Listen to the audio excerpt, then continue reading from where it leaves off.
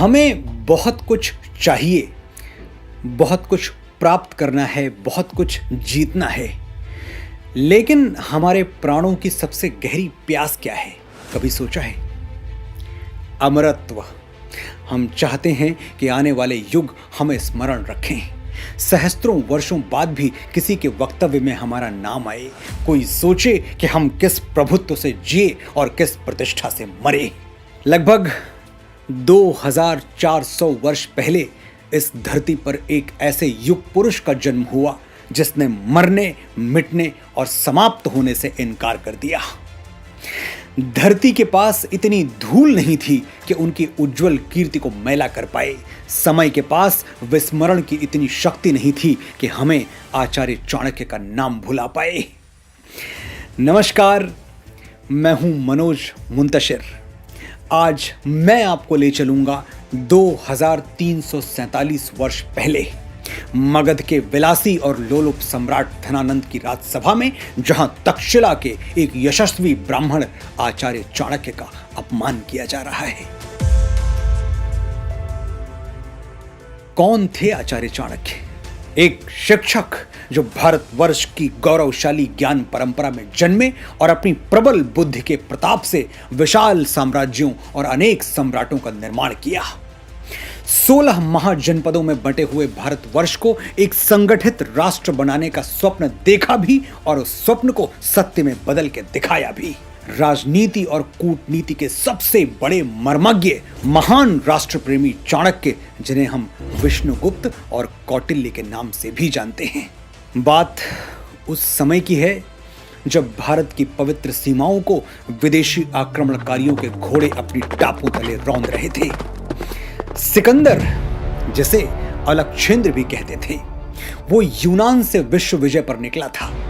कंधार को जीतकर भारत में प्रवेश कर चुका था और वो दिन दूर नहीं था जब पूरे भारतवर्ष की गर्दन पर यवन पताकाएं कस जाती और हमारी स्वतंत्रता का दम घुट जाता। आचार्य चाणक्य को बस एक ही रास्ता दिखा, भारत के सबसे विशाल साम्राज्य से सहायता मांगी जाए। वो जा पहुंचे मगध के राजा धनानंद की राजसभा में।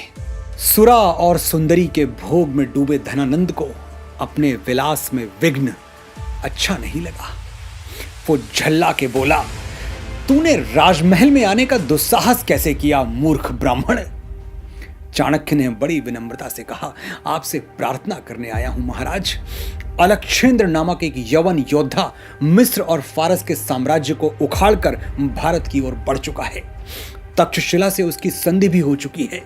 भारत पर आक्रमण होने ही वाला है महाराज। भारत यवनों द्वारा पदाक्रांत होगा। अब मगध ही भारत की सीमाओं की रक्षा कर सकता है। भारतवर्ष की रक्षा कीजिए महाराज, रक्षा कीजिए।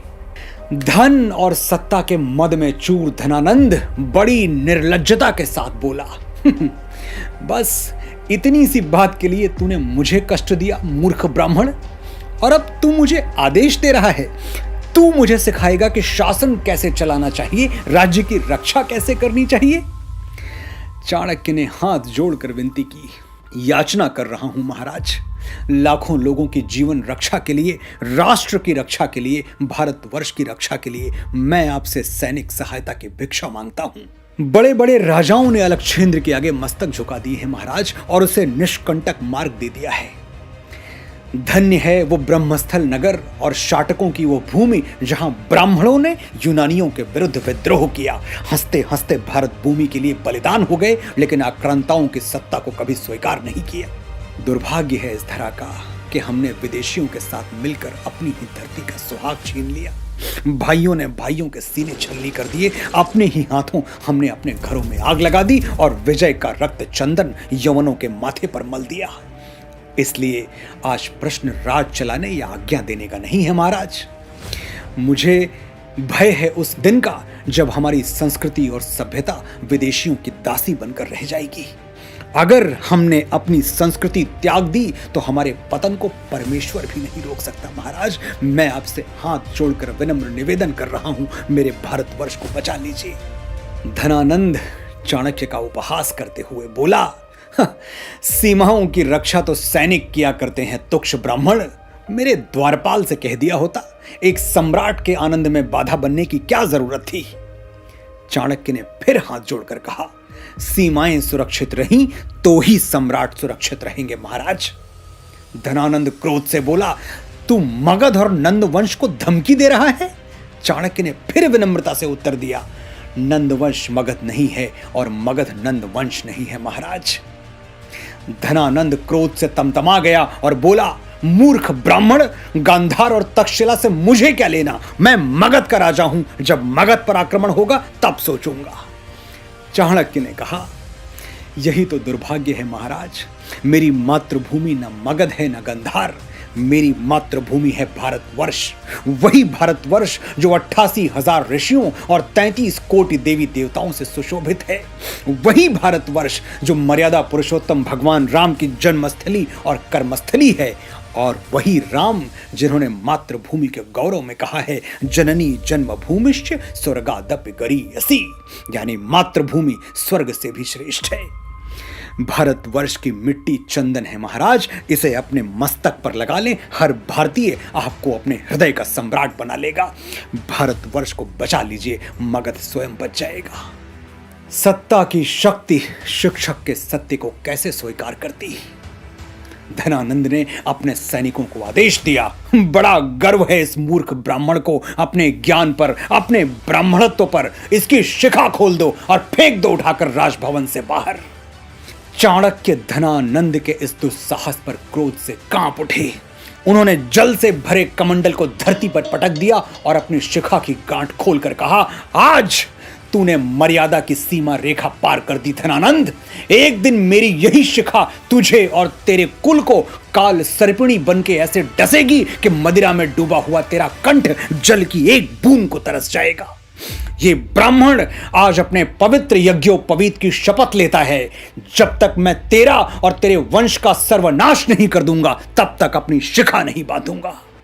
तूने भारत को पदाक्रांत कर रखा है, मैं तुझे पदाक्रांत करूंगा। और तू ही नहीं, जो भी इस गौरवशाली राष्ट्र के उत्कर्ष में बाधक बनेगा, मैं उसका सर्वनाश कर दूंगा। देख धनानंद, प्रलय का आगमन हो रहा है और इस बार स्वर्ग के देवता भी इसका मार्ग नहीं रोक पाएंगे। तू घोर मूर्ख है धनानंद, क्योंकि शास्त्र कहते हैं, मूर्खस्य पंचचिह्नानि गर्वो दुर्वचनम तथा क्रोधश्च दृढ़वादश्च परवाक्येष्वनादरा। मूर्ख के 5 लक्षण होते हैं, घमंड, कड़वे शब्द, मिथ्या अहंकार, जड़ता और दूसरों का असम्मान। अपमानित चाणक्य स्वयं राजभवन से बाहर निकल आए, लेकिन उनकी अंतः चेतना चिल्ला चिल्ला के कह रही थी, जब राष्ट्र के सम्मान की रक्षा शासन नहीं कर सका तो अब शिक्षकों और ब्राह्मणों को करनी होगी। इसलिए उठ चाणक्य, सोए हुए भारत को जगा, आज इसे तेरी जरूरत है। उस दिन मगध की राजसभा में जो हुआ वो दुर्भाग्यपूर्ण था, लेकिन पहली बार नहीं हुआ था। सत्ता ने सत्य का उपहास कोई पहली बार नहीं किया था। चाणक्य इतने अहंकारी नहीं थे कि धनानंद को भूल सुधार का अवसर न देते। चाणक्य को याद आया कि कुछ वर्ष पहले भी वो धनानंद की राजसभा में उपस्थित हुए थे, ज्ञान सभा में भाग लेने के लिए। उस दिन भी धनानंद सुरा और सुंदरी में आकंठ डूबा हुआ था और बार बार ब्राह्मणों का उपहास किए जा रहा था। चाणक्य से यह देखा नहीं गया, वो ज्ञान सभा को छोड़कर जाने लगे। सत्ता के दंभ में चूर दुष्ट धनानंद ने कहा, क्यों ब्राह्मण, तू आज शास्त्रों की चर्चा नहीं करेगा? किसी राजपद अथवा धन के लिए धनानंद के आगे हाथ नहीं पसारेगा, मुझसे भिक्षा नहीं मांगेगा? चाणक्य ने बड़े ओज के साथ उत्तर दिया था, मेरा धन ज्ञान है धनानंद, और यदि मेरे ज्ञान में शक्ति रही तो मैं अपना पोषण कर सकने वाले सम्राटों का निर्माण स्वयं कर लूंगा। मुझे धन अथवा राजपद की कोई लालसा नहीं है। भरी सभा में अपने मंत्रियों के सामने एक ब्राह्मण आचार्य की यह फटकार सुनकर धनानंद तमतमा गया। क्रोध से आंखें लाल करके बोला, एक साधारण शिक्षक और इतना अहंकार! चाणक्य ने तर्जनी तानकर कहा, शिक्षक साधारण नहीं होता मूर्ख धनानंद, प्रलय और निर्माण दोनों उसकी गोद में खेलते हैं। तो जैसे तुच्छ राजाओं के राजमुकुट हम शिक्षकों के चरणों में पड़े रहते हैं, हम जब चाहेंगे जिसके सर पर चाहेंगे उठाकर रख देंगे। जब नाश मनुष्य पर छाता है, पहले विवेक मर जाता है। उस दिन एक राजा ने एक शिक्षक का अपमान किया और परिणाम क्या हुआ? भारत का सबसे धनवान राजा धनानंद अपने लिए 4 सांसें भी नहीं खरीद पाया और अकाल मृत्यु को प्राप्त हुआ। नंद वंश का समूल सर्वनाश हो गया, किसी के शव पर रोने वाला कोई नहीं बचा। मगध के राज सिंहासन पर एक अनाथ युवक सुशोभित हुआ और अपने पौरुष के बल पर उसने भारत की सीमाएं उत्तर में हिमालय से लेकर दक्षिण में गोदावरी पर्यंत और पूर्व में आसाम कामरूप से लेकर पश्चिम में वर्तमान ईरान और अफगानिस्तान तक खींच दी। चंद्रगुप्त की विजय वंशवाद पर पराक्रम और प्रतिभा की सबसे बड़ी विजय थी। आज भी ये धरा धनानंदों से खाली नहीं हुई है। हम धरती पुत्रों को आज भी सत्ता की राजसभा में तिरस्कृत होना पड़ता है,